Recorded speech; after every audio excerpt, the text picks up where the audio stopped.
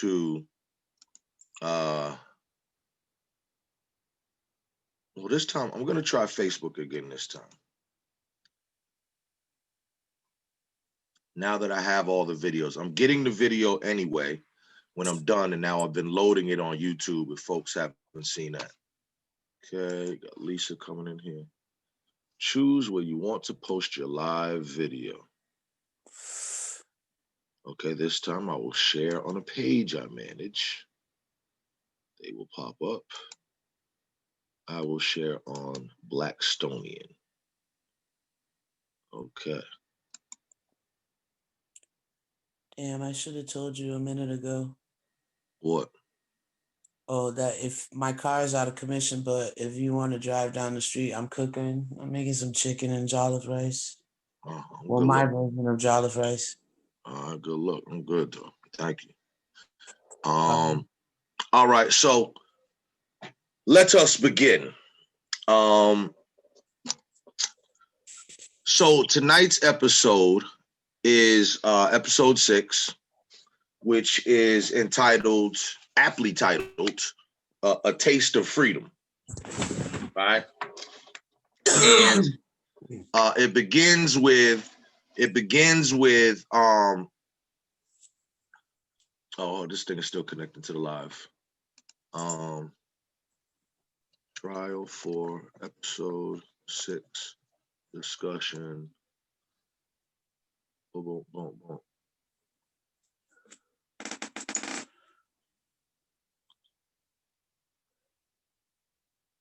Okay, so hopefully that should be going. But all right, yeah, so called "A Taste of Freedom." And it starts off with a shot of the courthouse, right? And in May of 2015, Judge Ball renders her decision. Rosemary Scapicchio, got word that the decision was coming in that day or what have you, and she didn't want Sean to get the word from nobody but her.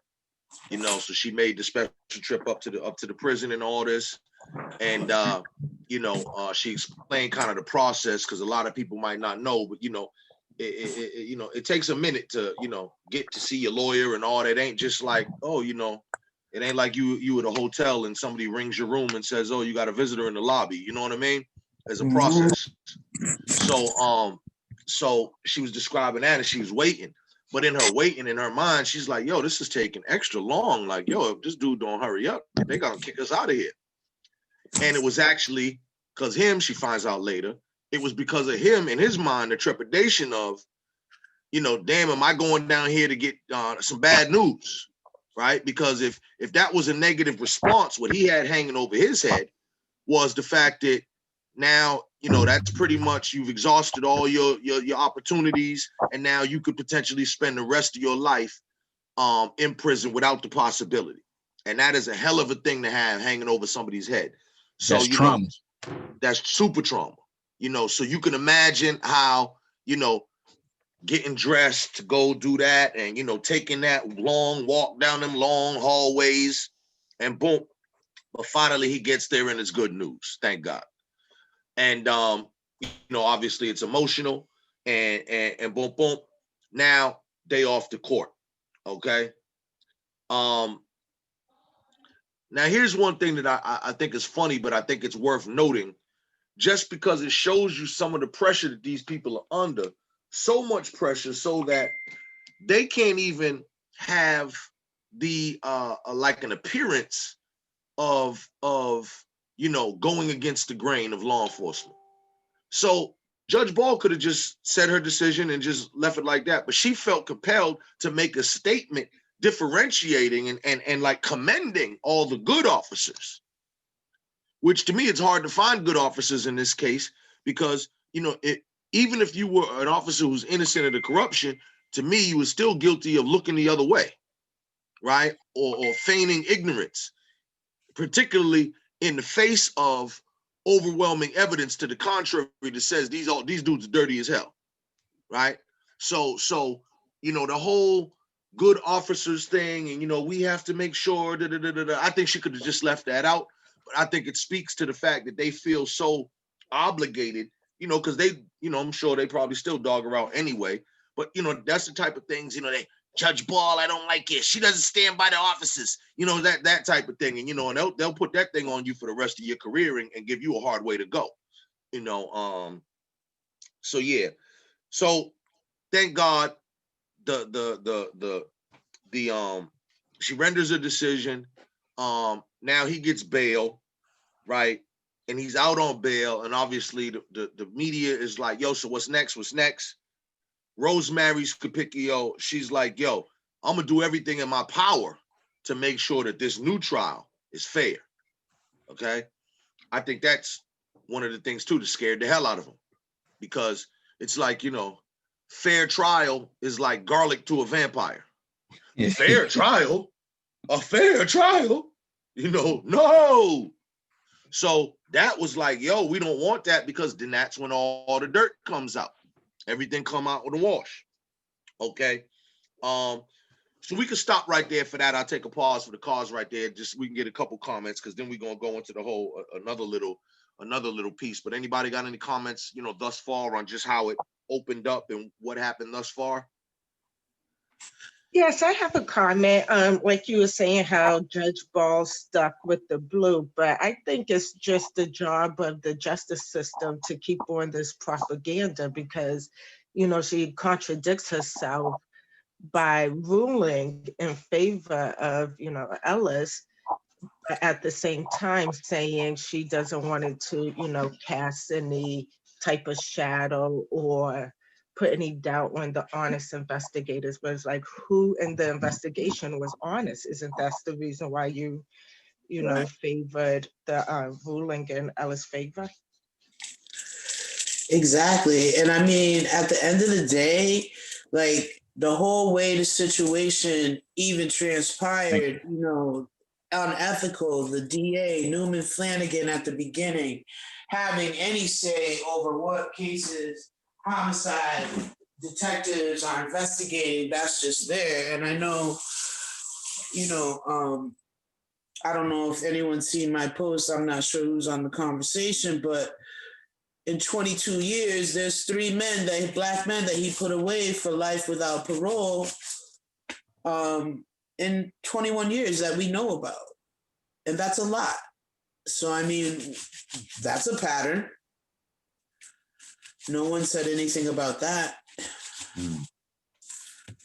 What was most unsettling too, just agreement with that, is with all of that information. Actually, no, this was the previous episode. But all the information on Mulligan that was in that federal file, right? Nobody bothered to go back and reverse any of those cases or review any of that corruption, because there had to be more parties involved. DAs, cops, evidence room that never made it to the evidence room.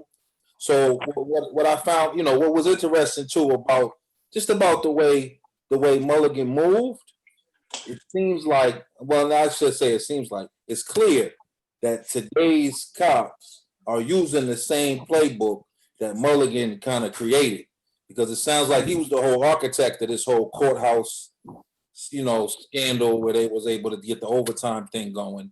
Listen, this dude, he mastered it. If he didn't invent it, he mastered it, and it's never stopped.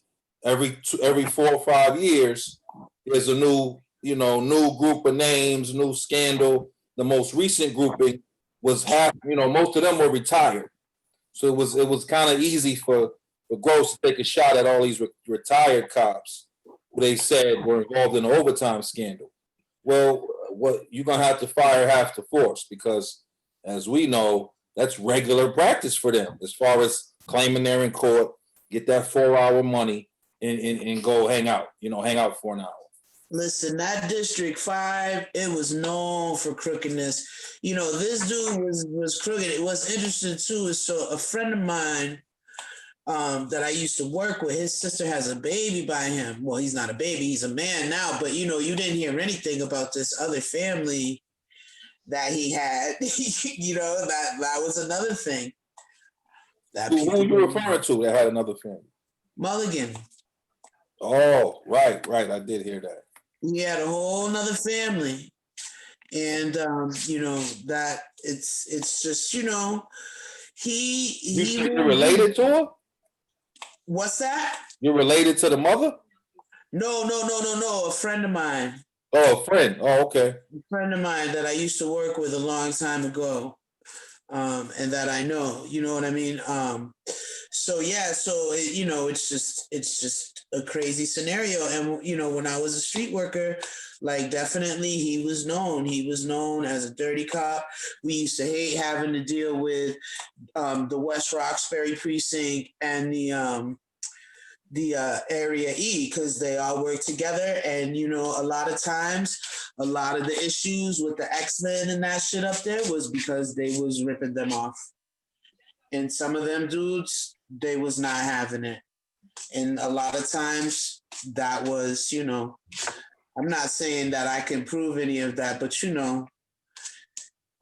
Well, the you know what feds know because it's all in their report. time it is, you know what I mean? All those cops was dirty, and that was a big problem. And some say that is part of the issue with when Hector Ortega was killed in Eggleston Square. So I think there was a lot of shit connected to him and what he did that goes so deep that, there's no outcry by anyone now that all this information to go look for the real killer. You know what I mean? Yeah, I didn't know he was connected to the Hector thing in Eggleston too. I'm not sure. I'm just saying that definitely was a scuttlebutt of some of the, little hood rumors that were going around. Okay. Well, I know I see Brother Randy just joined us. So we just really started, Brother Randy. We just got through the first little chunks of the movie, and right now picking right up where so now he's out on bail, and now he links up with a pastor from his mama's church, and the pastor and his wife actually gave up their room for him. And see, that was a nice thing as well. Once again, so a lot of these things just acts of humanity that people do that they didn't have to do. And of course, as he said, he didn't know that because, had he knew, he would have been like, man, I could just sleep on the floor or whatever, but him coming out to something and having a place of, of comfort and of safety, that is a critical thing. And then it goes into the whole thing about the shower. Right. And Sean still not being used to being out and like, yo, how much time I got in the shower, and just, old boy telling him take as much time as you want. And like, wow, and just not having to be in that mode where like, you got to wear your sneakers to the shower or whatever, you could actually, relax and be safe and all that type. And then just, the adjustments to outside life. Right. But at the same time, too, it's a tease because still over your head, you got the thing that you still got this possibility of going back, depending on what these folks do. And, you have no reason to really, be super optimistic based on the level of corruption you've already seen. You know what I mean? So there was still that hammer hanging over the head of the possibility of going back. So now, about a year later, this is when Dirty Dan Conley, former DA Conley, he appeals Judge Ball's decision, right? And he wants everything reinstated, the conviction back on, the sentence back on, bail revoked and all that, right? And he wants Sean back in jail with life without parole. So he takes it up to the Massachusetts Supreme Judicial Court, right? This is where it was almost laughable because, and it's funny, really, I wonder why he didn't do that himself. Because whoever that dude is that they sent, that dude was the most bumbling, fumbling, mushy mouth type of dude ever to go defend that point. And it was really like some, I don't know, Mayberry something. It was really crazy. You remember the name? You remember his name, who it was? I can't. Brother Jamal, Brother Randy, y'all remember the dude that they had when it was in the thing? Yeah, it was Paul B. Lynn. Paul Lynn. Yep, Paul Lynn. There you go. He was trying to sit there and really justify,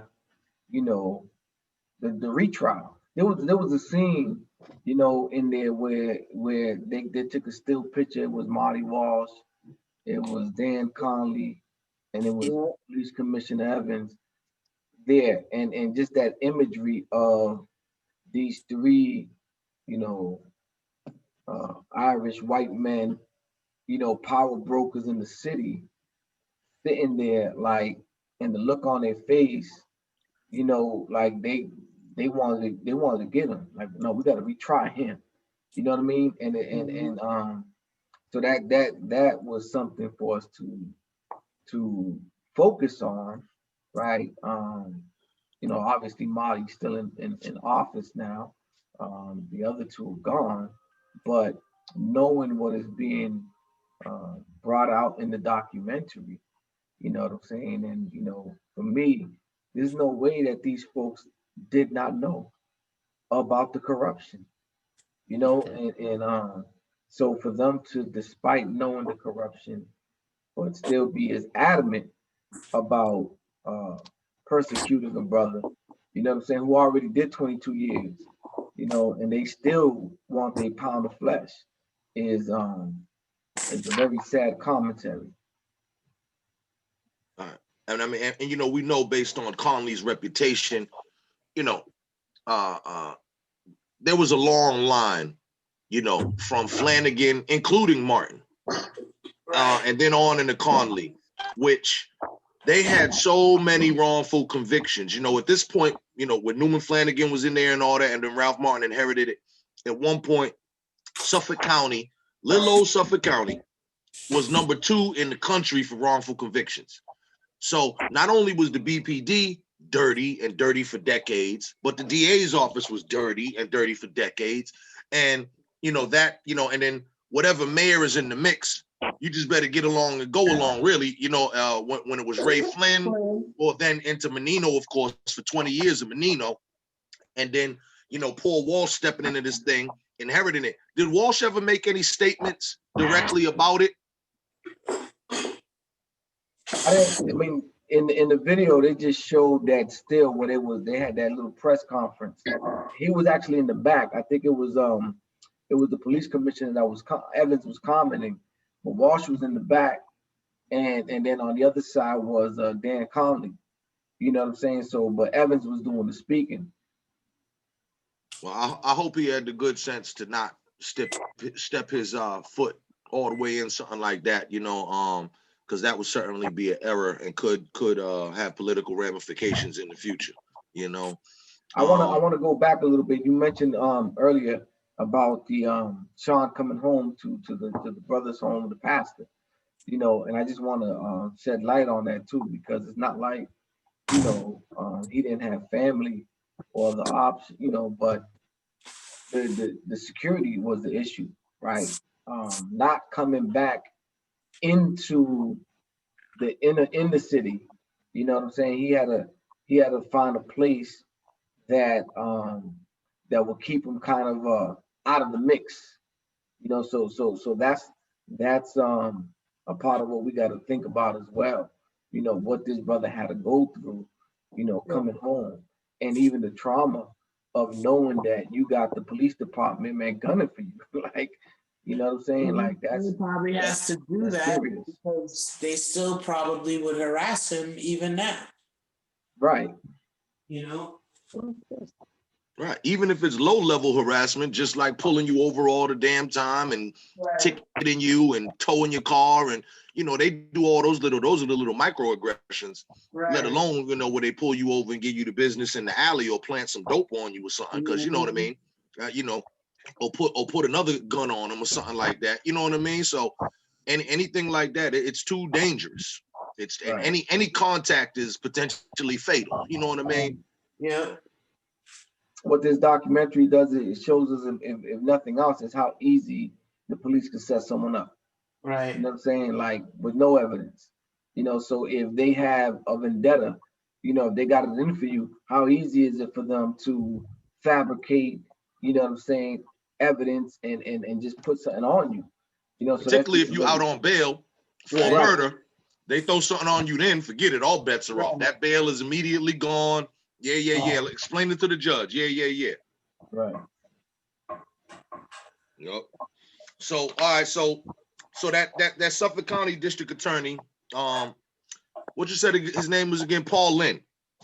Paul Lynn. He presents the weakest argument ever. Right. And reveals through that and the cross-examination how piss poor the whole thing was. Rosemary's going up. There was never no follow-up on any of these tips. 3 or 4 different scenarios of individuals who, who could have done it. No follow-up on the tips. No turnover of the documents that mentioned any of these other investigations or anything like that. It was just a mess. Then it goes into that the interview with our sister Latoya Edwards from NECN and then Commissioner Evans. And Commissioner Evans, I tried to listen to what he said carefully. I think he actually played this kind of right. He kind of stayed away from the thing, focused on the family, and whatever the family's going through of Mulligan, whatever. And then he said, well, we want him to be held accountable if in fact he did do it. That's what he said. Yep. So that's a big statement coming from a guy like him. You know what I mean?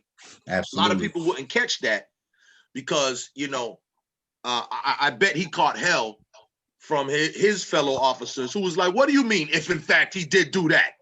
He did it. You know what I mean? So I think he did the responsible thing at least, or the professional thing at least, which at least however he feels inside, right? He at least did not reveal it in that particular moment, and kept it pretty, straight down the middle. Okay.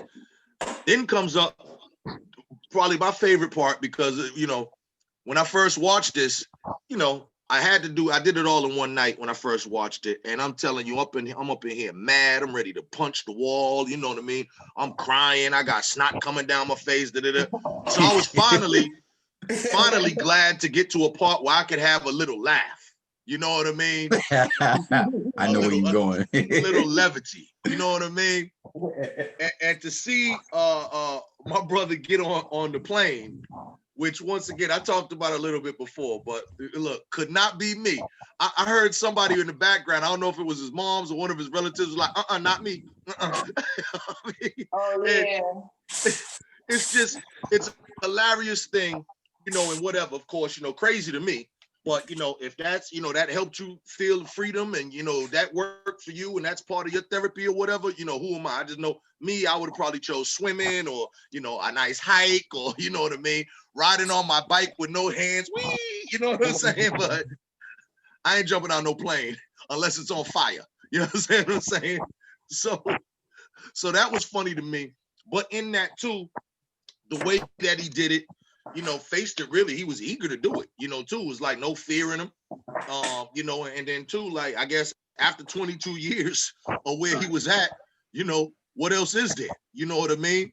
But see, my fear would have been like, what if there's a mechanical malfunction with the parachute? See, you know what I'm saying? I be thinking all that. I just got free after 22 years and now I'm gonna be a splat on the ground. No. That's how my luck go, Or I think I was joking too, or you find out the people who run the program, right, who are like the guys who are like, come on, yeah, get in the plane. Right. Yeah, the trainers, you find out that they're all like nieces and nephews of cops, but you didn't know that before. You didn't know that. You know what I mean? My uncle's a cop, right? They tell you that. They tell him that once he's up on the airplane. You know what I'm saying? Yeah, it took definitely a degree of fearlessness. You know what I'm saying? And courage, man, to do that. But it was, I agree with you, man. It was good to see him, you know what I'm saying, just let loose and just have a good time, man, and do something as exhilarating as that. Definitely took a lot of courage and faith. But after doing 22 years, man, you want to come out and you want to experience life to the fullest. It's like after all that I've been through, it's like whatever, man. I'm here to take life on, and that's the beautiful thing that he's taking life on. Full head. You know what I'm saying? No fear, no hold back, and that's a beautiful thing. Right. I also think it's the Right. influence of the white people in his life. So if he starts going skiing and ice skating, I'm gonna have to draw the line somewhere. Right. Well, I will tell you one of the most beautiful things. I don't know if it was in 6, but when he came out of the courtroom and when she reversed the ruling, and I think FOI was with him at that time and his whole family, and just like the just wave of black people came out, like that scene for me just exuded strength and energy. And right there, I was like, yeah, this brother gonna be all right. He gonna be all right. I don't know what that is. I think that's somebody on mine. That's my phone vibing. I'm sorry. Okay. All right. But yeah, so we gonna get there anyway. Too, as I go through the episodes, I try to do it in kind of the order as they show whatnot. So yeah, so the next thing after the skydive, after that, moment of, light and happiness, they take us right back to doggone Dirty Dan Conley. So, all fun is over now, and now we right back with this dude, right? Rosemary Scapicchio is discussing her strategy. Like, look, we could attack, the integrity of the cops, so we can attack the, like different ways that they could attack the arguments of the best case for defense, right? Then the next thing that happens is, then they begin to show Sean at work, community servings, which is like a nonprofit organization. I know they do a lot of feeding of like homeless people in various shelters, and they do elderly too, don't they? Yeah. Elderly and the terminally ill. Yep. Okay, yeah. So they've been around for a good grip, good folks. They do some good work. And that's also good. That's also key too. Because when you come back home and you get a job, shoot, any job will do, right? But it also is beautiful and healing of the spirit when you get a job that is actually doing something that's good. So, it wouldn't have the same effect if he just came home and was just working at Best Buy selling flat screen TVs. You know what I mean? It doesn't have the same level of contribution to society and satisfaction and being around other people who are like-minded and giving back and getting to see these stories of humanity and triumph, and you know what I mean? So I think it was good that he got also into an environment like that itself was service-based, right? So that I think makes all the difference in the world. Next up is then they go to the TV show Greater Boston with Jim Browdy. And now this has come up a couple times in our previous discussions or whatnot, but Jim Browdy's kind of insistence, like, are you angry? You just seem so calm. Aren't you angry? Like, aren't you angry at anyone? And, and Sean really stated what we talked about before. Like, look, I'm angry at the situation, the circumstances that occurred, but I'm not angry at, any particular individual, whatnot, and saying it with poise and whatnot. But Brother Jamal, Brother Randy, some of the comments y'all have made on past episodes, if you can kind of, re-go over that a little bit for the people and just talk about that and what that means where, our anger and our humanity is like often in question. It's Jamal made a statement, so I'll let you go ahead, Jamal, because I was afraid I was gonna pitch hit for you. No, I appreciate it. Yeah, like I was saying before, because he's been on that program with that particular anchor before, and I'm hypersensitive to it because I've witnessed him being asked this question several times. This is the third time he's been asked that question, second or third time by this particular anchor, Jim. Would you say his last name was Brawley? Browdy. Browdy. Why aren't you angry? And it's a constant fight in the battle for Sean in this case, which is a microcosm of a lot of Black men, is fighting for their humanity. Like I'm a spiritually grounded and connected person who's come to grips with what has happened to me, and I choose to channel my anger in a way to fight for my freedom, because walking around mad at the 22 years I lost is not productive in me getting my freedom and being exonerated and my innocence being expressed, and charges being dropped and justice being done. Anger is not going to be productive there. Even though I am mad, I have the right to be mad. I'm just not going to be mad the way that you think that I should. I mean, it's almost a stereotype. And at some point, I speak for myself. I mean, it's almost like a backhand compliment. Like I'm not capable of the other 5 or 6 base emotions. Like I can only be mad and I can only be happy. Like I can't be sad. You know what I mean? I can't internalize, this experience. I can't take this and say, all right, well, how can I make a better situation for myself and serve the greater good, and how can I serve other people? I got to be angry.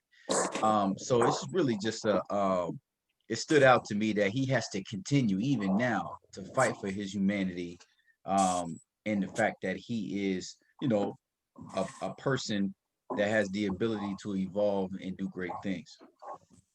Yeah, and I would add to that that it's I don't think Jim Browdy, let's say, means harm, but it's really showing his white privilege, right? Like, we don't have the privilege to be mad like that, or Right. even if we were to display that on TV, you know what I'm saying? Like, why would you even ask that? Like, if Sean was really angry and he answered that and said, "Yeah, I'm pissed off, man. I feel like whatever, whatever, whatever." How is that helping this case? So for him to keep asking that, it's like, there's that blind spot, there's that white privilege. If he was a white man, he would have had a right to be angry, and no one would question it. You know what I'm saying? But a black man expressing anger, that's a dangerous thing, especially when you've already been accused of killing a cop. So yeah, that's I think it's just inappropriate of him to continue to keep pressing that theme. Yeah, absolutely. Anybody else have anything to add on?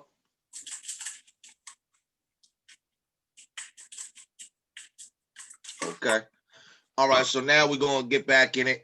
So then the next thing it goes to is Sean is now in his room. This actually gave me a nice little laugh too, right? Because as a writer, and whatever, and just as a planner and stuff like this, before when I saw Rosemary Scapicchio in Hey, her Jamal, office on the big, yup.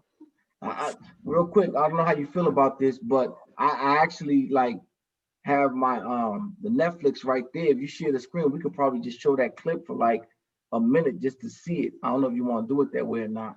A clip of which? Of him with the Jim Browdy thing, or the clip of him in the room? Him in the room, because he deals with a point that's very important when he goes into the point about them removing the body. Oh yeah. Oh, absolutely. All right. So we'll do that. Right. Let me just say this, and then we'll do that. All right, give me this privilege to share. Yep. So I'm gonna tell. Right after I say this sentence, I'm gonna do the share thing for you. Yep. So all I was saying was I was impressed before, just as a planner, when I saw Rosemary Scapicchio in her office on the conference table with all them doggone pieces of paper, put out. And it's like, because at any time you can pick up a piece of paper from here, move it over here. Okay, now that don't work. With that, and you like adjusting timelines and scenarios, and like, you're juggling like 15 different thoughts in your mind at all time. And then it was funny because that clip, Sean in his bedroom, he had all them papers on his bed, just like she had on the conference table. You know what I mean? And so this is the merger of people, with great minds who are like, man, we're gonna figure this puzzle out. We're gonna figure this out, right? So yeah, please. Now let me do the share. See how. While you do that, I'll say that part of that is we seeing the skills that Sean had to develop in prison. Because this is how brothers be, man. They in the league, they in the law library. They literally become lawyers in jail, fighting for their life. You know what I'm saying? So they usually find stuff and then tell their attorneys, "This is how we need to go." Okay, you got screen share action. All right.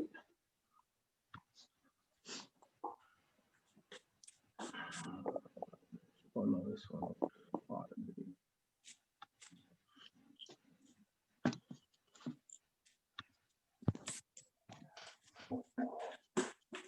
Y'all see it? Yep. Yes, sir. It's coming. I'm just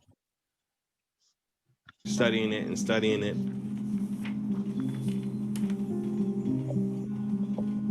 And so this is what I was focusing on. I can't see the video though for some reason. Can't see the Of video? the medical personnel as they got to the scene and found him. No one seeing the video? No. All right, hold on. Give me a sec. Try that again. No video, just the audio. Yeah, we heard it though. Yeah. I got you. Can you see it now?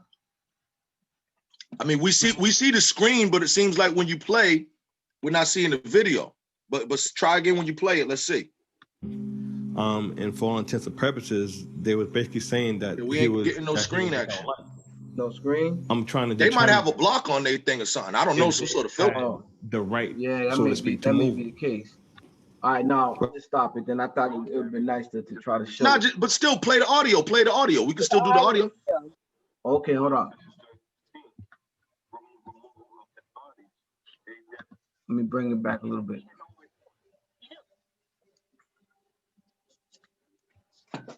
All right, let me share the screen.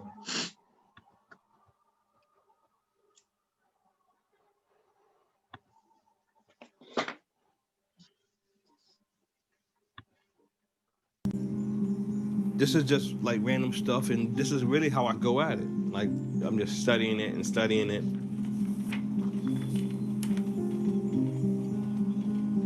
And so this is what I was focusing on, which is the report of the medical personnel as they got to the scene and found him. And for all intents and purposes, they was basically saying that he was without life. I'm trying to determine if they had the right, so to speak, to move him. Wow. Rosemary just responded back to me. So this is Rule 205, Section 13, removal of dead bodies. A dead body shall only be moved at the direction of the medical examiner or district attorney or their designee.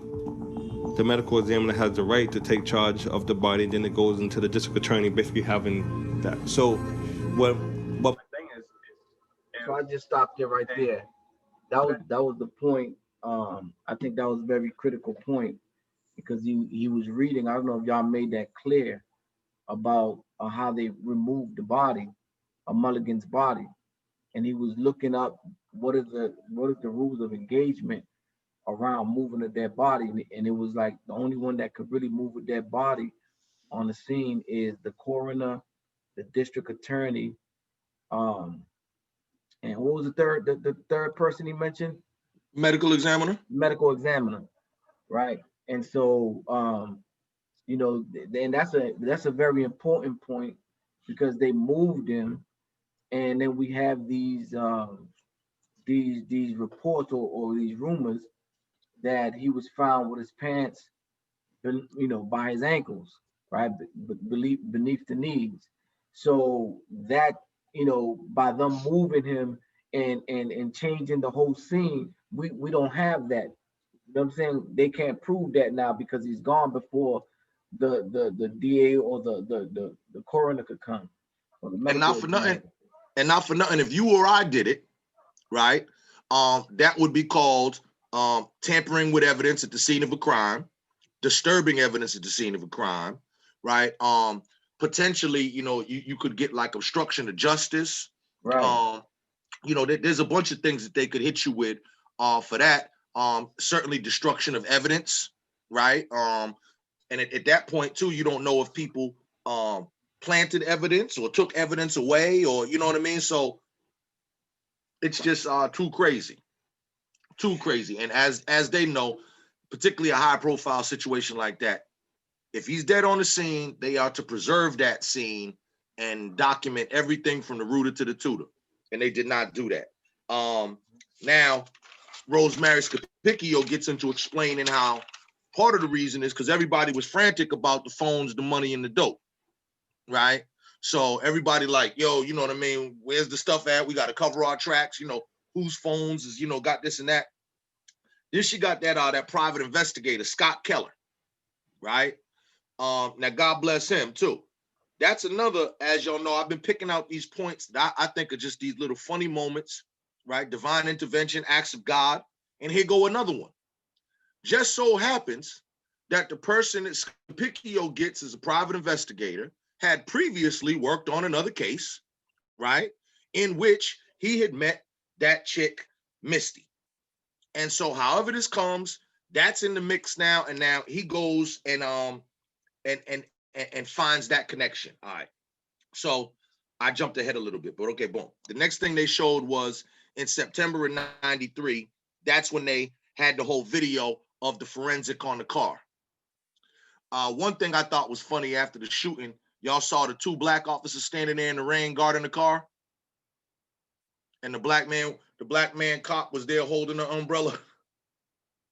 So ain't much change. You still an officer, but you still the doggone butler.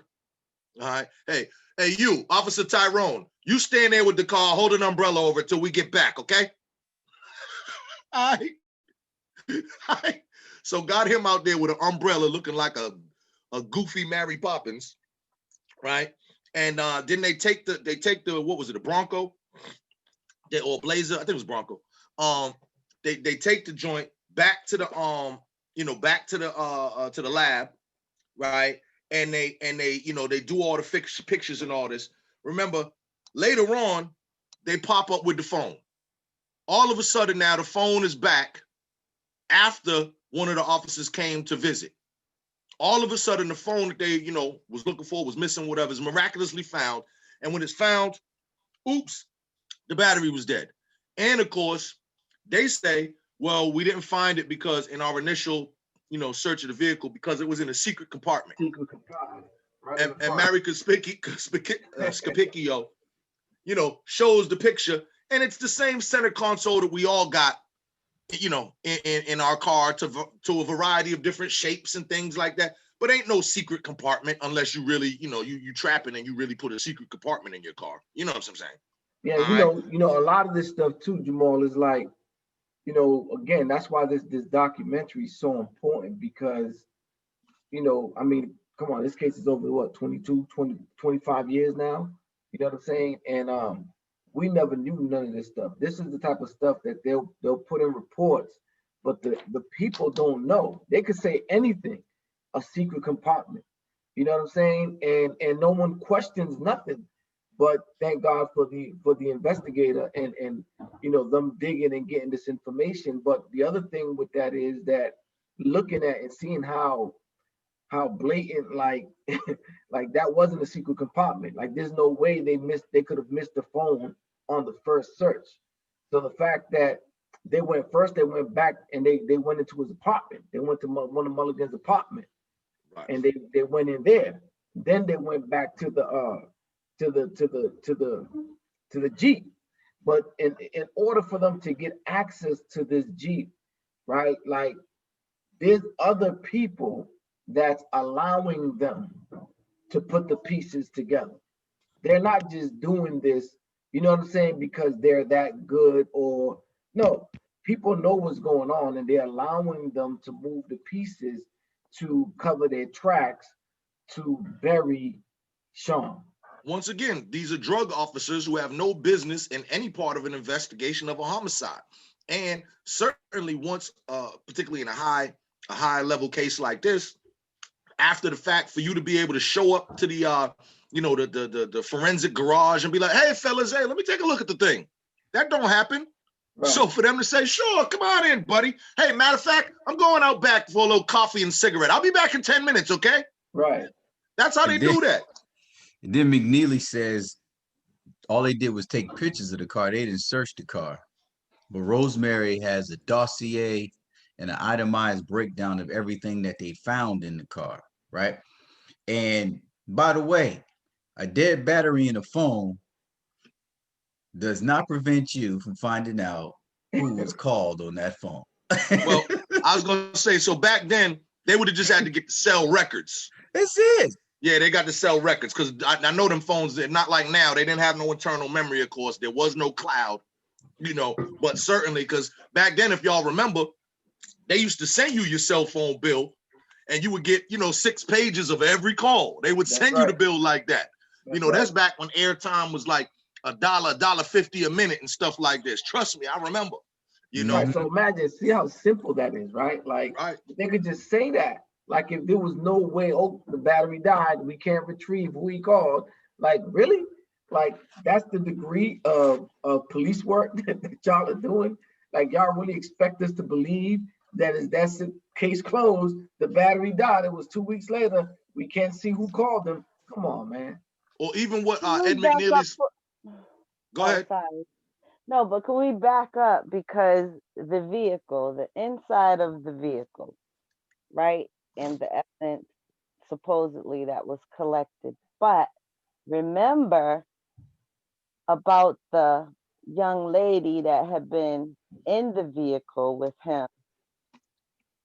I don't know. It's just that part with the removal of his body, the I don't know, planting of the cell phone after the evidence had been collected. Someone was in the car with him earlier in the evening. His pants was down. It was that car. I don't know. I think that I don't know. I guess what I'm saying is I kind of am suspicious of the two white girls and their Can I? role. You said you're kind of suspicious. Oh, well, yeah. Not What? kind of, but like they I don't know. They think they had a little bit more information than what they're sharing, especially um not the one that did the, interview, but the girlfriend. She's really the one that piques my. Well, let me say a couple things about this. Maybe I watch too much Forensic Files, and I understand that technology has advanced, but if you have a car like that, and based on what I saw of the car just from the photos, did y'all see all them stains on the side of the seat and all that? Looked like he done spilt a couple of cokes in there, and he did not look like a well-kempt white man, if I may. He looked somewhat slovenly, dare I say disheveled and pig-like, no pun intended. But so his vehicle to me looked like a hot mess. And if you are regularly and routinely getting blowjobs in the vehicle, I am sure that vehicle had DNA all over it. And if they would have hit it with a black light, that thing would have lit up like a fluorescent leopard. Okay. And also too, with women, doing this type of thing, unless they was coming in there with Jerry curl caps or something, there had to be a strand of hair, a fabric, a fiber of clothing. That car had to be full of evidence, if not just from that crime, but probably 10 other crimes, you know what I mean, attached to it. So to me, they don't hair doesn't convict you unless you Wayne Williams, man. oh, right. Going back to what Brother Randy was saying about how they removed the body, even though the body was pronounced dead or the body was, void of life at the scene.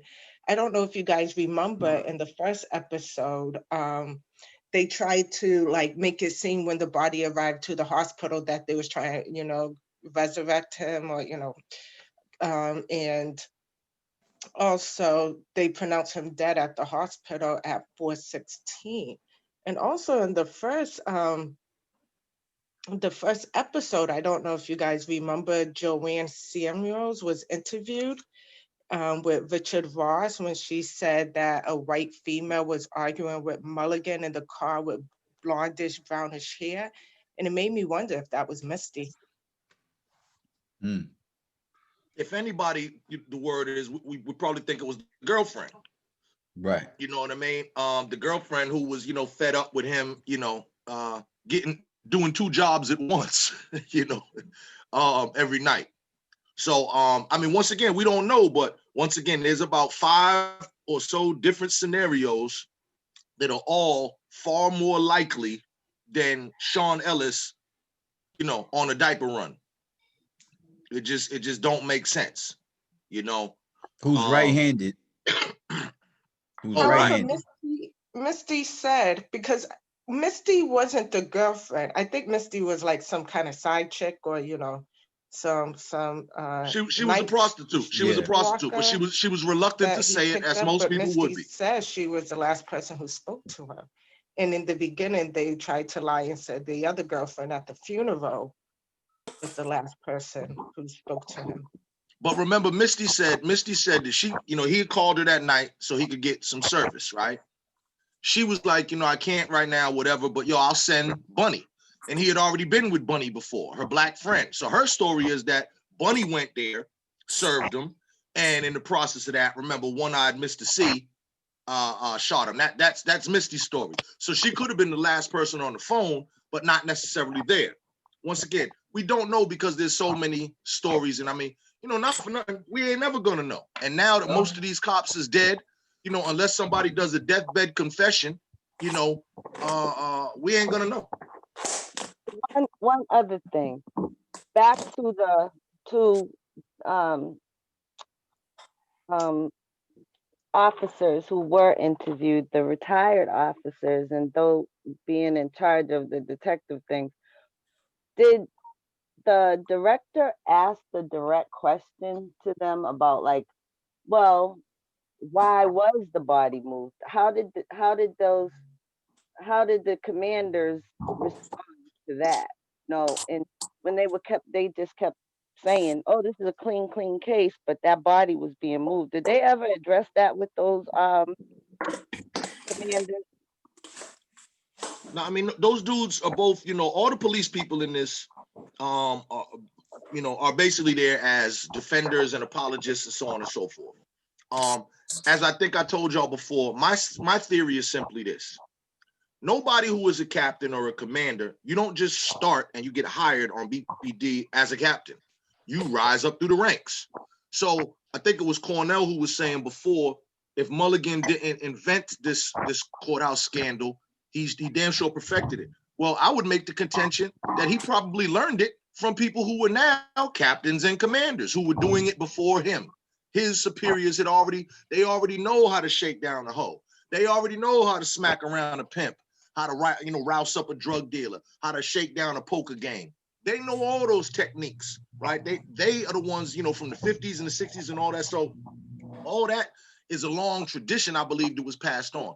So in terms of them moving the body and all this type of thing, I think that, once again, these investigations, it didn't serve anybody in the Boston police for this investigation to go further or wider, because then it was just going a whole bunch of people who might not even have nothing to do with this particular case was going to get caught up with other dirt that they was doing unrelated. And they like, man, we can't have this many eyeballs on it. So it was a major problem. And let me add this too, Maul, because I don't, in a previous life, I used to be a homicide investigator doing crime scene response. And a lot of people would not know that because I'm talking 2004 when Dan Connolly first got into office. I worked there I started out as a juvenile investigator. Then I ended up in homicide because they had no black people out of the whole investigative unit out of the DA's office. So I did crime scene response for like 2 years. I went to a lot of crime scenes, and whenever someone gets killed, the district attorney has jurisdiction over that body. The police can't do anything unless the district attorney signs off on it. So my job was to go to the crime scene, and I would write a separate report from the police report. So my report would just be the facts about who's there, what position the body's in, what happened, if there's a shooting, if it's a stabbing, whatever it is. So you can imagine a lot of these white cops were not happy to see me show up at a crime scene, asking questions, and they had to respect my authority and answer my questions. So they absolutely know they were being dirty by moving a body because, like I said, unless they call Flanagan and he gave them the green light, because the DA is in charge of any homicide that happens.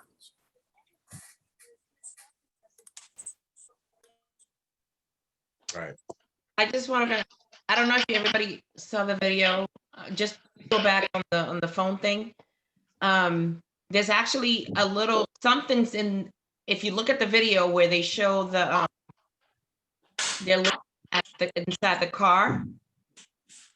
There is the phone there, or there's something there. I don't want to say it's a phone, but it looks like it's the phone. But if you look back in the videos, you can actually see that there's something in that middle side part inside the car. So, but I don't know if it's the phone because they do it really quickly. But that was it. So they seen whatever they were seeing, obviously. So they knew if they want to act up, act like they didn't see anything, they knew. Because in the video it shows it. Yep. All right, so let's kick on to the next thing. We kind of went around it. Let me see here. Where we at here? Okay, all right, okay. Yeah. So we were just getting into the lovely Misty. All right, Misty Michelle Hagan. So, this is now, Scott Keller goes to her, sits in her kitchen. It's always funny to me. I don't know if that's her house or not, but I'm like, wow, all these people look like they're living better than me. Isn't this ridiculous? Misty house look better than mine. What the heck is going on in the world? I was mad. So I'm looking at that refrigerator like, wow. Yeah, I was mad. So, but so she admits, and they showed her, and it was so hilarious because she looked like every white broad that I went to high school with. Every single one of them, she looked like. Every one of them, Catholic school, Methuen, Medford, Malden, you know what I mean, Arlington, you know what I mean? She was a South Boston girl, but she looked like, all that, with them little bobby socks and all that type of stuff, and the helmet head hair. And then she had a nerve to put a little bow on it, like, you know what I mean? oh. So that cracked me up. But seeing her and, whatever. But apparently in them days, in the world that she was traveling in, she was a hottie. You know what I mean? So, to each his own. But apparently she's a hottie. And so she's been figuratively and literally, you know what I mean? Because she supposedly is a good looking young girl and also, hot in them drawers. All right. So she's 17 to 18. She said, I think I was like 17 or barely. 17 to 18. So that means she could have been 16, 17, 18. You understand? All right. When he begins riding her around in his little red Corvette, right? And he's dismissing cases for her. Okay. So she's already active out there. She already got action out there. And so he's getting cases dismissed for whatever at this early age. Then, reluctantly, the guy, through his series of questions, so sometimes he would call you at night, huh? And what would the subject of those conversations be? You know what I mean? Oh, we would, hook up and he would give me money. Oh yeah, money for what? You know what I mean? Is that money for drugs? Oh, and did he get anything in exchange for that? Yeah.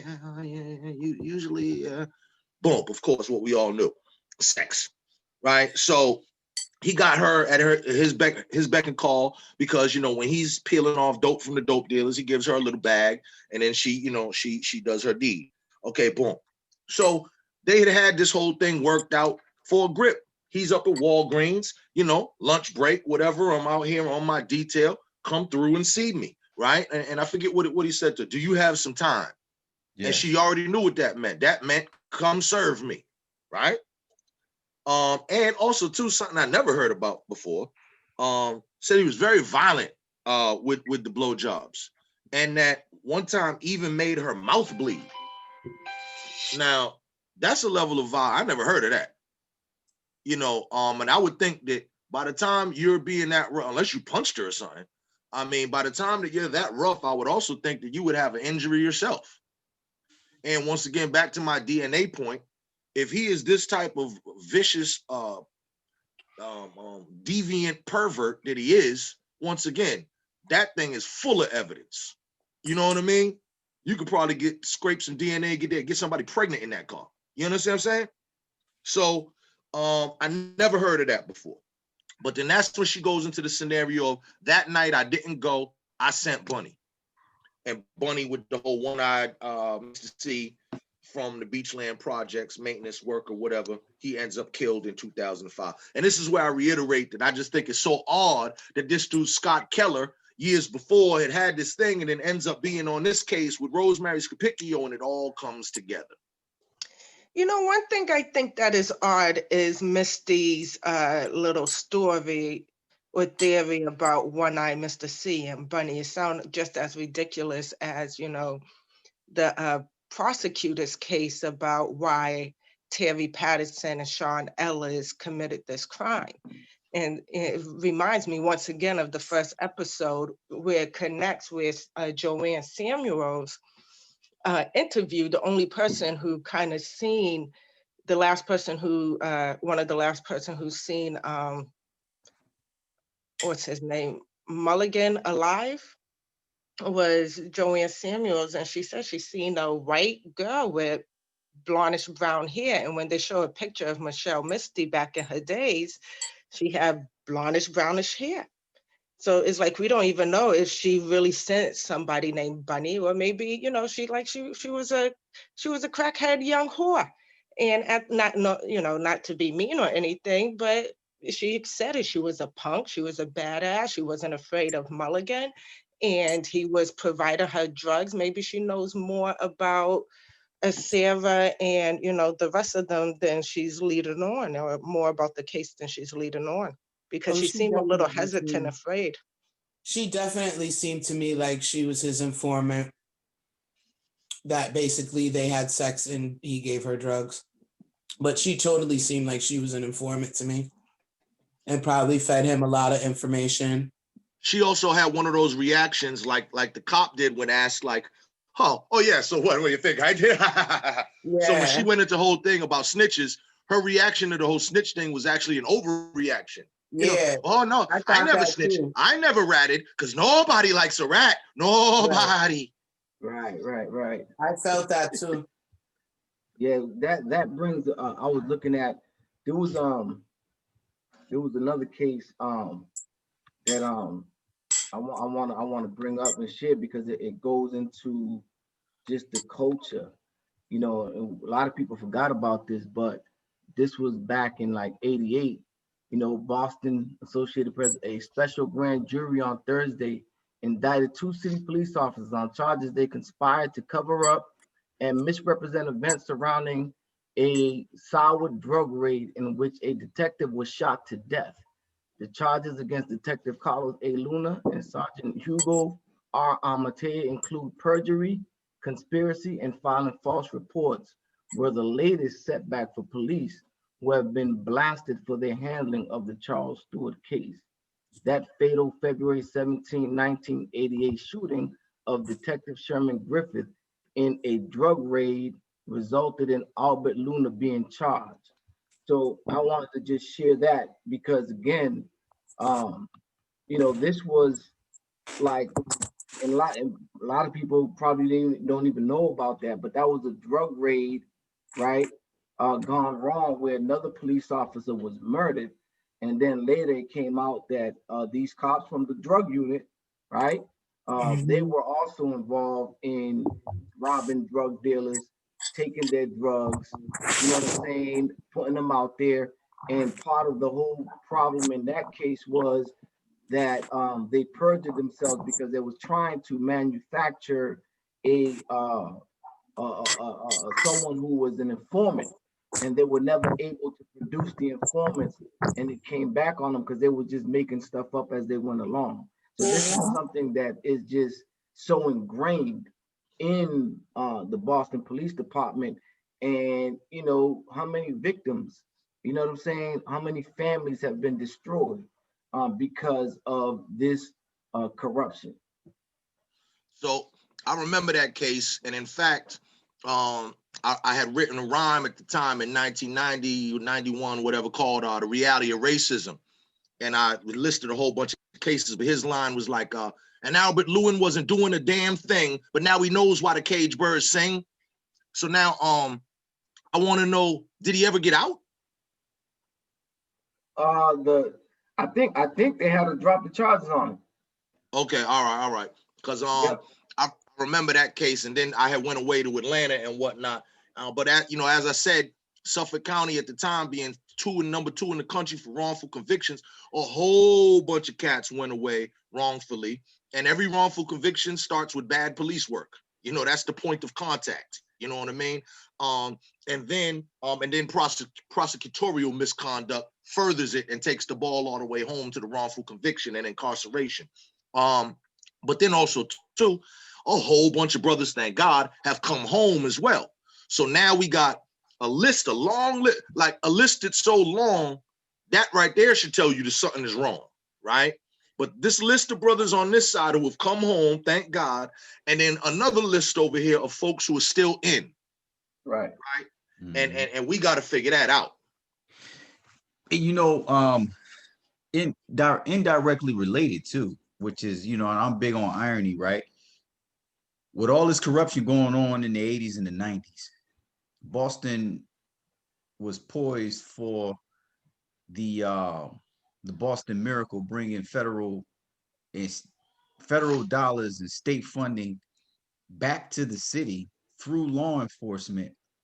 So now the police and law enforcement in the city that's directly related or indirectly related to what's going on the streets have been rewarded handsomely with funding, with the expansion of a police force that has become less diverse, of law enforcement agents looking like the people that are being railroaded in some of these cases. And the result of the Boston Miracle was all this money coming into the city for law enforcement. But it was the volunteers and clergy.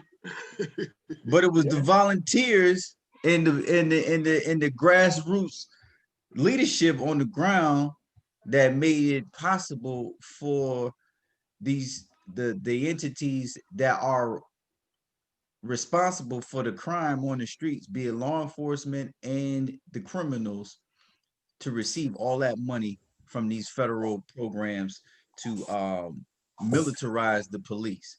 It's like they got rewarded for work that they wasn't doing. Mhm. And are continually. So, you know, Big now money. it's big money. I mean, So now, we you know, the you talked faith-based about the number initiatives. of police officers on the ground in Boston. What was that number? It was like 2,100. Right, right.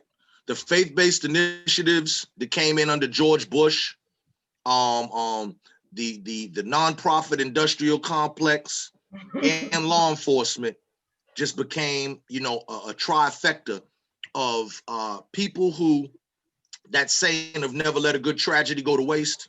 Mm. So the tragedy of our people and the condition that we're in make a lot of people a lot of money. Absolutely. You know, and from everything from, you know, in school services and, you know, anti-recidivism and this, that, the other. When you look at a lot of these nonprofits that deal with the issues that are facing, you know, basically our people and our communities, and damn near it's most of them, it's, you know, 95% white women at the helm who are running organizations that specifically address the needs and conditions of Black people. And many of them are getting, you know, several hundreds thousands of dollars in salary as CEOs of these nonprofits, and we have no means by which to really measure if their work has been effective or not. So some of these people make these claims, right? They make these claims that we're working on, you know, we're working on gang beefs. Well, if you do, you suck at it. You know what I mean? And the folks who have really been working on gang beefs, who have really been working behind the walls in the prison for years, I think you may know a couple of those brothers. I think I may know a few of them. Hey, but you know what I'm saying? But it ain't nothing wrong with nonprofit organizations getting money to address the issues. But they're not addressing the issues. I'm talking about the scammers. I mean, because I there know- are I some know. nonprofits who are doing the right Yeah, thing. we saying the same thing. Yeah, the scammers, and the folks who have been doing the real work too. Because, you know, one of y'all's things in terms of, you know, a flaw or a fault of the Nation of Islam is, of course, because y'all don't go around promoting yourself like that. And, you know, you're not running around telling everybody everything you do. And folks have a real, you know, I remember I was talking to somebody And they was like, yeah, because don't none of these people go into the prisons and all this. And I was like, what are you talking about? The Nation of Islam been going into the prisons forever. Man, I ain't never heard nothing about that. Have you heard of Malcolm X? He got converted in prison. You know what I mean? But that's how dumb these people are sometimes. It just, you got to explain it. And I'm like, whatever year that was, like 1955 or something. I'm like, yo, so this ain't no new phenomenon, and it continues to this day. But, in the end, the real gonna recognize the real. And what we got to do is work harder on, building coalitions of like minds. So Right. I don't believe in total unity. As a person who was there working with the Boston Miracle as a street worker, I mean, there was so much exploitation that was going on working with the city. And I mean, I really had to leave because, you'd hear this stuff of a miracle, but yet every day I'm seeing dead Black boys, almost dead Black girls on the street. So there was no miracle to me. Mm-hmm. And I mean, I'm not sure. And it took away sometimes the politicalization of it. And, with the community policing, the 10-point coalition, just all of that just converged to make everyone think that everything was good, but there was no data. And the data that they wanted was strictly based around law enforcement issues, reduction in crime, lack of guns on the street. I mean, I don't even know if you remember this program, Citizens for Safety. They got a grant to do the gun buyback. Michael Patrick McDonald has started it, right? Yep. They get a grant to do it. Now, meanwhile, Michael has been doing every single thing on his own with no money. They get a grant, and then like a year later, they shut down. She opens a restaurant. Like, how does that work? How did that money go? Where's the data on what your gun buyback did? All of that stuff would happen all the time. And I think it would take away from the good work that I felt like people like myself, Brother Talib, who's now with the Nation, when he was Tony Robinson, we worked very tightly together. That brother, he saved some lives. If you want to talk about a Boston Miracle, that brother saved a lot of lives, but you don't get to see that part. You just get to see the law enforcement mechanism. That's the ugly, underbelly of that whole miracle conversation, because the reality is that, well, first of all, part of the ugly underbelly of it is that there's a lot of brothers that ended up going to jail for a long time. The mentality was lock them up and throw away the key from law enforcement, right? And then the other part about that is that that the reality of the reduction in violence and crime in Boston and in really every major city, was a direct result or byproduct of the work that was being done by the Black men under the directive of the Million Man March, right?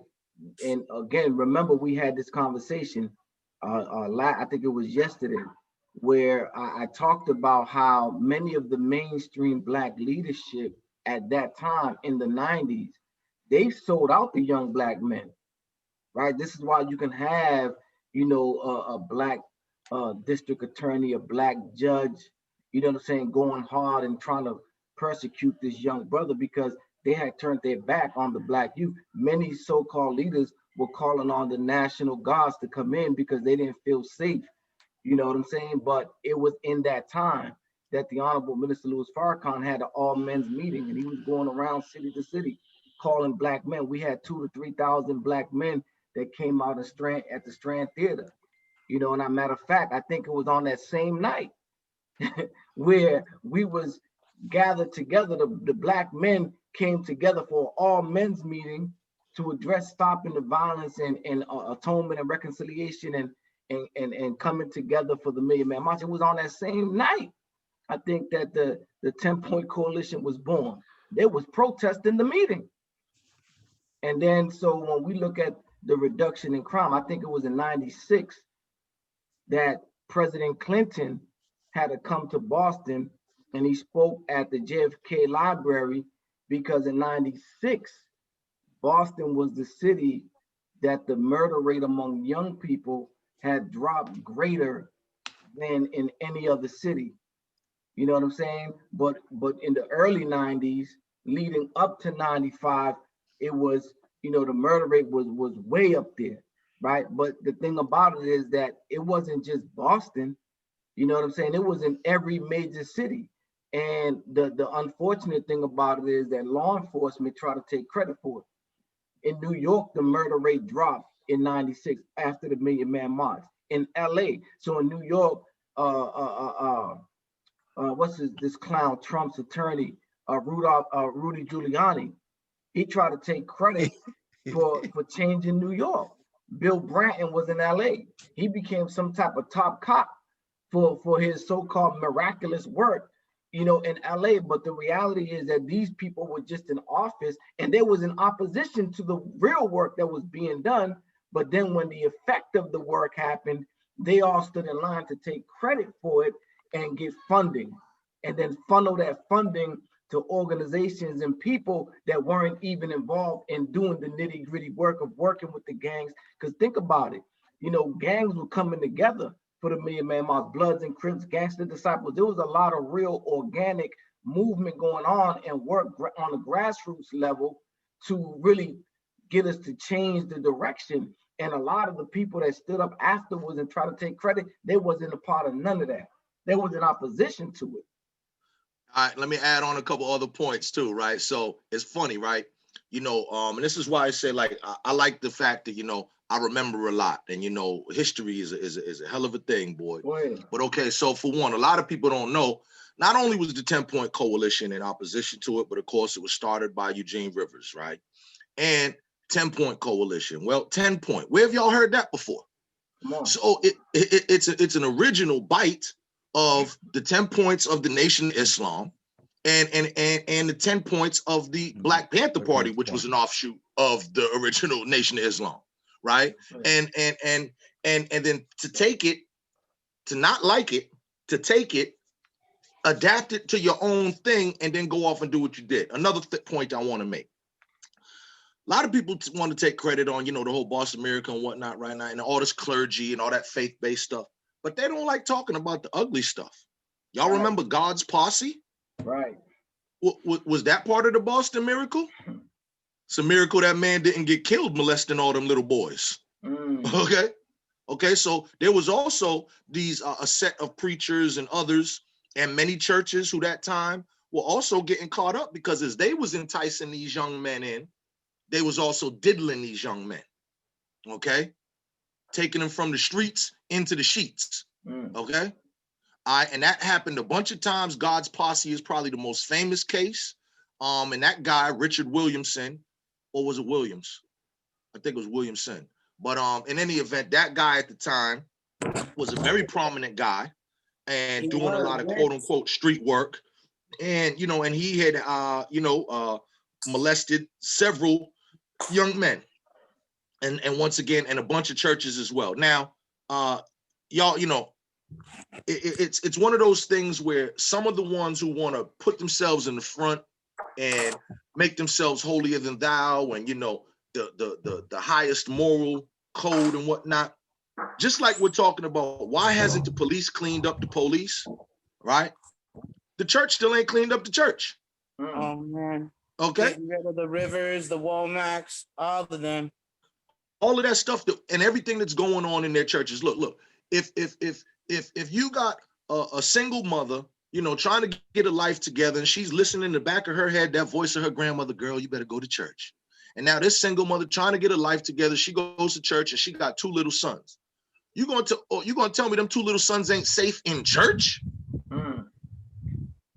They got more. They got less of a chance. Safe in church. The mother might not even be safe in church.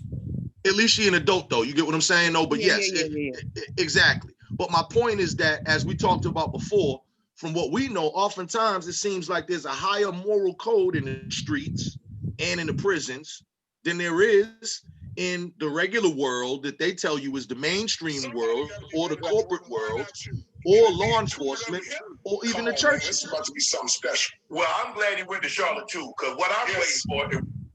Oh, I think that's Brother Jamal. Everybody's waiting for is this versus battle. That's Brother LeVar Jamal, Ball right? one-on-one versus Jordan. He got basketball on? Yeah, I think so. Yeah. It's all good. But yeah, so you know how you touch your phone and then it just start talking to you. It's all good. Let your battery go off. You won't be able to get your last calls or nothing. For real. But yeah. But yeah, y'all. So anything else, you know, that we gonna bring up, you know, we're getting into that time. And I just want to make sure that everybody, once again, who has not spoken or got a point to something that they want to bring up, please do so. Bring this up as we're beginning to wind down. Anybody else who has not spoken, got anything to say about tonight's episode or any kind of related subjects? I do, Mom. There you go. I don't know if I missed it, but like Walgreens itself, 5 shots. Did the people working there hear the shots in front of their door? Well, what was that? Was that a 2.5 or a 2.2? A 2.5. A 2.5. Yep. It was a 25. So, you know, it's possible it was raining. You know, they got brick in that thing. It's possible that they could not. It's possible. Remember, I think in the first episode, the 911 call, the dude was like, it seemed like he already knew that he was dead and shot in the car. I don't know if it was the security or now, old boy who worked there came out to smoke a cigarette. Yeah. He went to get a coffee. He went to go get a coffee, right? Yeah. And then he said he walked by the car, but he didn't see Mulligan jammed up until he came back and then knocked on the window. You know what I'm saying? So how long was he at Dunkin' Donuts? Right. And was Mulligan already dead? And he didn't notice it until he was on the way back, or did it happen honestly, while he why was didn't down they at look at him as a Dunkin' suspect? Donuts? Like that whole thing was unclear to me. I'm glad Like, you why brought didn't that they up. look at him as a suspect? Because technically, then he might have been the last person to see him in his last breaths, or what have you. You know. Right. And I'm really surprised that there's no camera footage, you know, like really to speak of right there in that little plaza. Right. You know, Walgreens or the Favor next to it. Right. And the liquor store that was right there too, you know what I mean? Like all kinds of activities would be happening over there. It was 24 hours. It was a drugstore. One camera. Right. A pharmacy with money, 24 hours. You know, well, and obviously that's why they had the cop detail. Right. And they must have been used to him just being asleep. Right. And that's why he just walked by like whatever. That's one of the other things that it's like there's so much corruption that it seems like everyone glosses over the fact that he was sleeping on the job. Like, and this was a regular thing. You know what I'm saying? Like go to work and sleep over here at the parking lot. Like and only wakes up to get oral sex. Yeah. Right. But you know that overtime scam, I mean, you know, that is a legacy he left. I mean, look at what just happened in Hyde Park a few weeks ago. I mean, clearly that was low-hanging fruit they were easily going for, but clearly they were doing it because somebody above them, you know, it was all right to do that. Fudge overtime. Yeah. Yeah, there's going to have to be a major crackdown on that. And you know what really is going to take, I think, and actually I just started this. Let me write this down. They have these people in a state, I don't know what the city capacity is, but y'all ever heard of the IG's office, Inspector General? Yeah. It's almost like the bean counters. You know what I mean? And we should maybe get forth like a group of folks. I'm sure that the NAACP and others would be happy to sign on to really get the Inspector General to look at this from decades-long fraud and abuse of public funds, just from a regular taxpayer level. Like how much money has been skimmed? Because I mean, we could have had, 4 new high schools and all of that by now, I'm sure, I'm gonna tell you this. Well, here's an interesting fact. So when the cops go to court, they get a designated 4 hours. Right. So their money may range anywhere from $80 up to $200, depending on how much they make. So, why not have them there for 2 hours? Then you cutting that entire budget in half. Call their cases first, get them out of there, and there's half of that money saved. Or not for nothing, I got an idea I like better. How about you do like every other working American effort in the world, and you give these suckers a time card that they gotta when they come in and they when they go out. You know what I mean? And they gotta swipe their ID or whatever. You know what I mean? Because at that point, I don't even want you getting paid for 2 hours if it's only 1 hour. You understand what I'm saying? Or if it's 15 minutes, it's 15 minutes. That's what it is. And on top of that, too, when they go, they're not. I think they're at time and a half. I don't know. I just know it's a standard 4. They get 4. They get 4 hours, but I believe it's a bumped up rate too. It's not just their regular it's rate. Bumped up. It's definitely a bumped up rate. Yeah, it's definitely a bumped up rate. So the money, it's phenomenal. It's crazy the amount of money they can make. Can I ask you all one thing? Hello? You can ask us several things, sister. Go ahead. Okay. I was just thinking, how could this be done when you have bosses, you have city council, you have everything up over you, and you could get away with all these things that you all are discussing? Right. It seems to me that the upper echelon is letting them do what they want to do down below because they're doing so much up at the top that they gotta look the other way. That's right. You understand what I mean? That's absolutely. We talked about that, I think, yesterday. You 100% correct, because the corruption is it goes all the way up. And I think the more you made the analogy, is almost like, when the king will go to war, and the army will gain victory over the enemy, they'll allow the soldiers to have the spoils of the war. So they will go in there and ransack jewelry and rape women. And that's what it's like. It's like from the higher levels. I mentioned how the whole crack epidemic, it's documented and known now that it was the CIA that was primarily bringing the crack cocaine in on government planes, and it was selling the drugs in the Black community. So if it was coming from the top, like everybody was getting paid, the government was getting paid.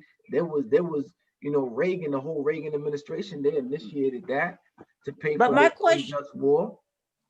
My question is this: why aren't we looking at the upper echelon rather than them? You see, they're just foot soldiers. We need to take down the generals. Right. Then you're talking too many bodies, because there's, if there's 2,000 cops, 1,500 of them is up to no good. And you got 500. Yeah, but I'm saying, how many of their bosses aren't any good? That's what I'm asking. Yeah, it's a lot. Now let me each ask this. general only have so many troops. So let me ask this, because if we put together a campaign where we literally ask the Inspector General to investigate it, and on that too, we also include on that letter, what is it, A.G. Healy, right? And who's the U.S. attorney right now, guy? What's his name? Barr? You talking about Barr? No, not Barr. It ain't the U.S. attorney then. Who's the dude who been investigating all sorts of stuff with the black hair? His name is on my tongue, man. Damn. Is he in Massachusetts or Washington? I know it's Barr. No, he's in Massachusetts. He's in Massachusetts. Oh. I can't think of his name, but he's the U.S. attorney I'm talking about from Massachusetts, right? Okay. Okay. No, Cornell. That's what I'm talking about, Yeah, right? yeah, The yeah, US I know what attorney. you're talking about. That's the one who's been calling all the Fed cases and all that, right? Right. Lelling, Andrew Lelling. There you go, Lelland. Andrew Lelling. Lelling. Okay. Yeah, Ellie. So we need to write a letter to the Inspector General, whoever the hell that is, Healy and Lelling. Shit, we might as well CC Baker on that too. Yeah. And that's what we need to do. We need to fire that letter off. Yeah. You know. Right. Because for all these documentaries, there's been no response. No response. And for there to be a response on the you know what, Jamal, that just happened so quickly, how does that get attention over all of this other stuff? Help me with that, because it's Instagram hot. And also too, I believe white women victims. Mm-hmm. Crazy. You know what I mean? Well, yeah. For those that don't know, y'all know about former DA Adam Foss and what he's going through right now? No.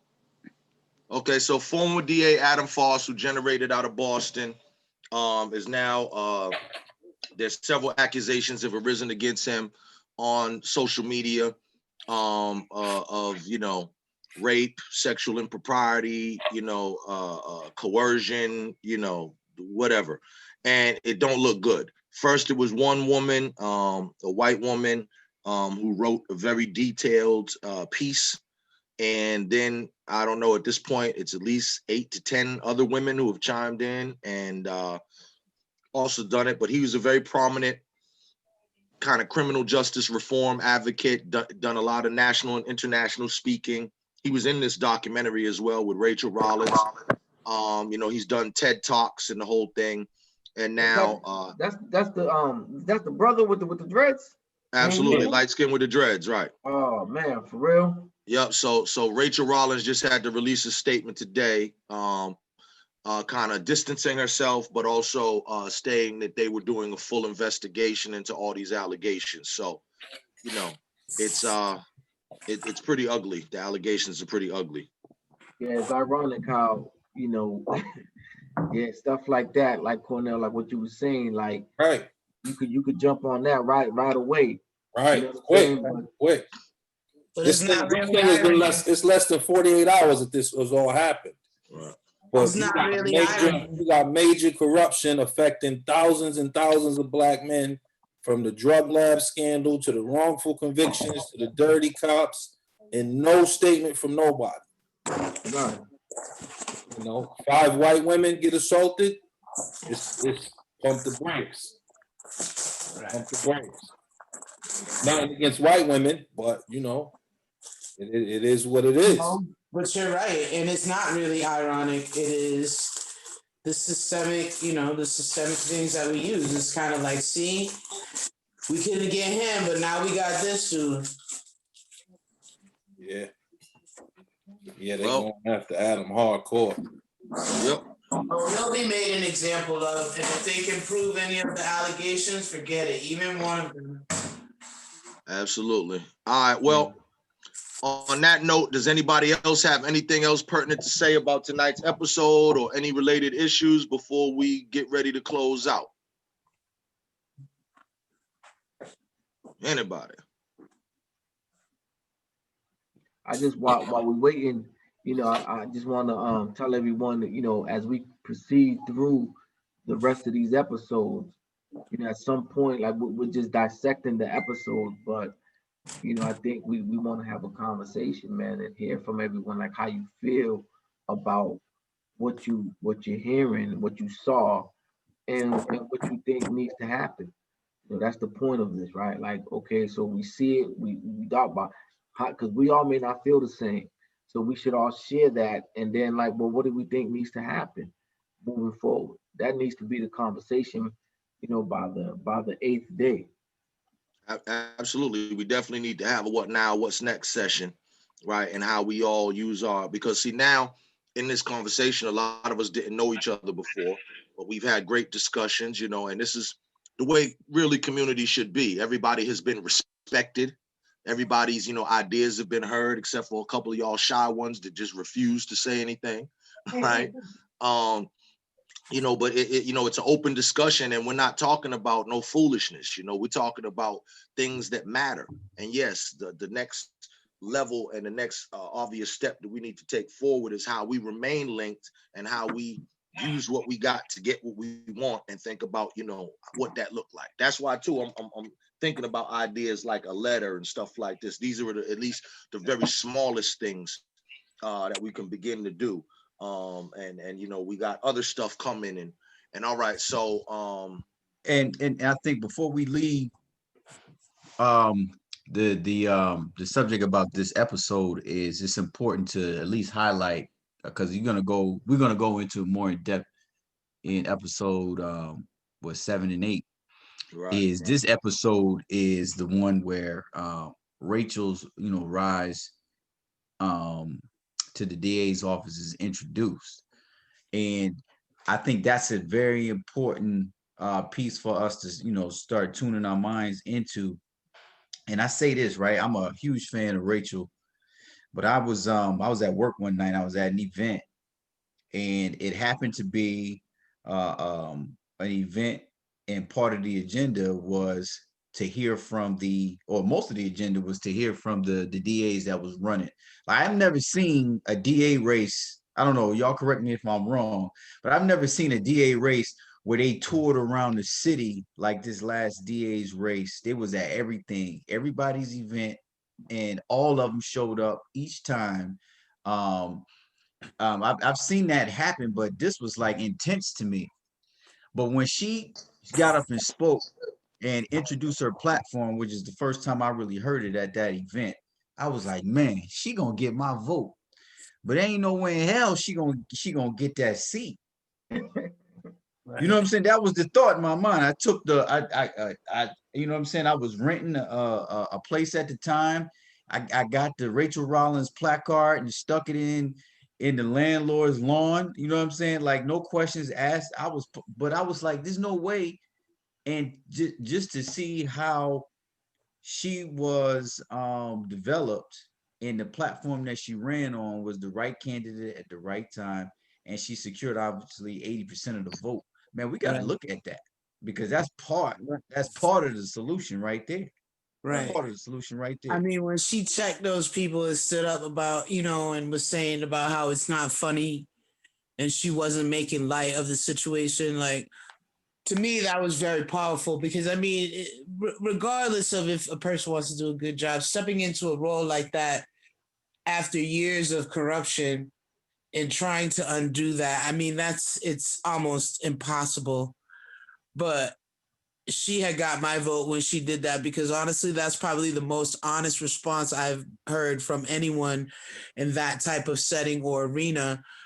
And the fact that, you know, basically she checked that dude, you know, you don't have an answer. Well, let me tell you the answer. I thought that was a very powerful moment. Yeah, I don't even think she let him even speak. She was like, "No, this is my turn." No, she Yeah. didn't. But I think that's worth a conversation too, right? Like us, like what you just said, what both of y'all just said, the fact that, you know, that Rachel won 80% of the vote. You know, what's that about, right? That means that there's, you know, there's an electorate that is looking for criminal justice reform. You know what I'm saying? That would back a candidate like that. And even, you know, looking at, you know, the recent events with you know, the mayor and you know, finally given the civilian review board. So there's energy out there to right some of these wrongs. And I think that's got to be part of our conversation. Like, how do we tap into that to bring it to bear with this current reality?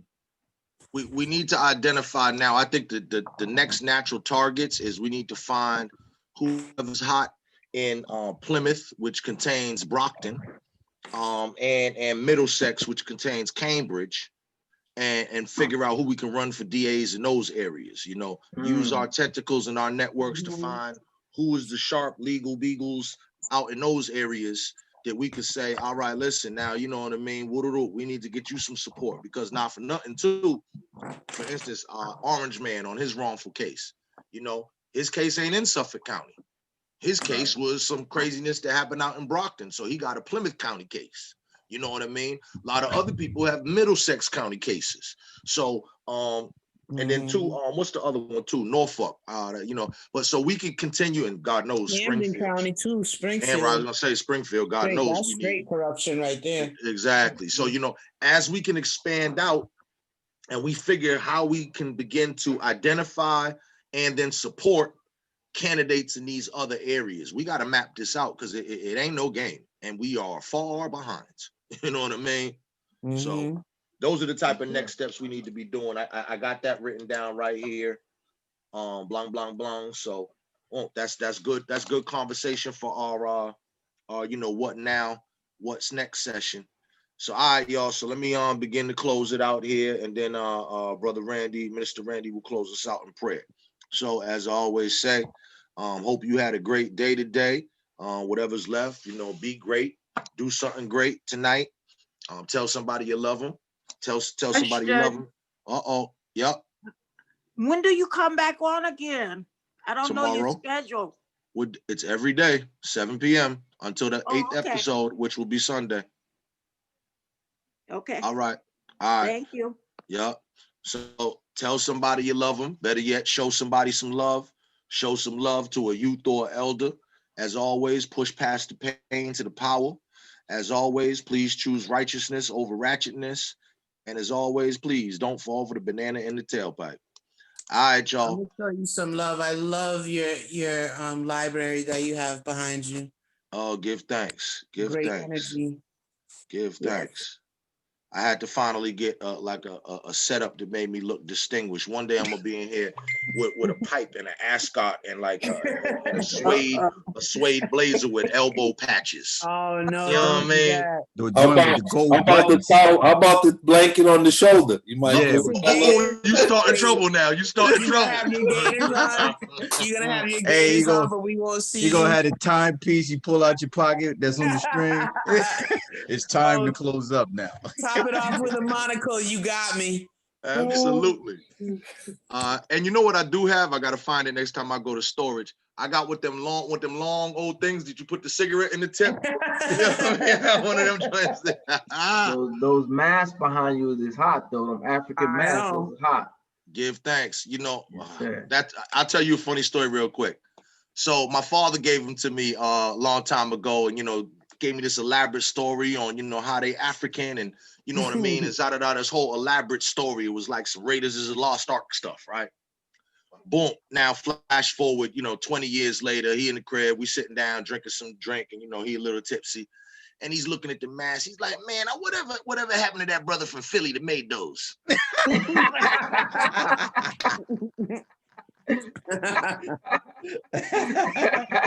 All this time I thought I had inherited something from, you know, the lost tribe of Zamunda. You know what I'm saying, bro? Passed down from the kings and the ancestors, and it was some brother in Philly. But whoever he was, he did a heck of a job. Yeah, he's a bad man. No. But all right, brother, would you close us out in prayer, Sure, please? sure. Yes, sir. Let us pray, man. We give thanks in the name of the one true and living God, to whom all holy praises are forever due, the God of our ancestors, the revealer of all truth, and the sender of all prophets. We thank you for all of your blessings. We thank you for this gathering this evening. We thank you for the information that was shared. We pray that you guide our conversation and that you guide our work and the outcome of our work. Bless us to be successful, to move the needle, and to secure justice and change the culture of corruption that is taking place in our city. We thank you and we ask for your blessings as we engage in this endeavor. In the name of all your prophets, let us all say amen. Amen. Ashe. Amen. All right. Peace, family. Peace, y'all. All right, everybody have a good night. You too. Love you guys. Be Love blessed. y'all.